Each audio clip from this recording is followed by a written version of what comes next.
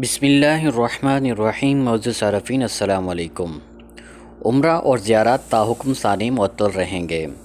وزارت حج و عمرہ نے کہا ہے کہ موجودہ حالات کے پیش نظر عمرہ اور زیارت ابھی معطل رہیں گے، اس پر نظر ثانی ہوتی رہے گی۔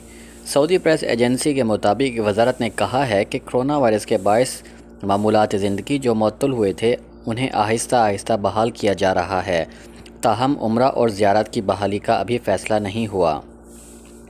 وزارت نے مزید کہا ہے کہ عالمی وبا کی صورتحال کا جائزہ لینے کے لیے ماہرین ہر وقت غور کر رہے ہیں۔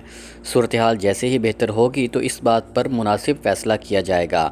واضح رہے کہ سعودی وزارت داخلہ نے دیگر شہروں کی طرح مکہ مکرمہ میں بھی کرفیو میں نرمی کا اعلان کیا ہے، جس پر عمل درآمد اتوار 31 مئی سے ہوگا۔ وزارت داخلہ کے فیصلے کے مطابق 21 جون کو مکہ کی مساجد نمازیوں کے لیے کھول دی جائیں گی، جہاں احتیاطی تدابیر پر عمل کے ساتھ جمعہ اور جماعت ادا ہوں گی۔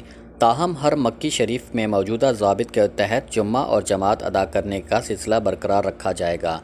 اللہ تعالیٰ سے دعا ہے کہ اللہ تعالیٰ ہم سب کو اپنے حفظ و امان میں رکھے۔ اللہ تعالیٰ ہم سب کا حامی و ناصر ہو۔ السلام علیکم ورحمۃ اللہ وبرکاتہ۔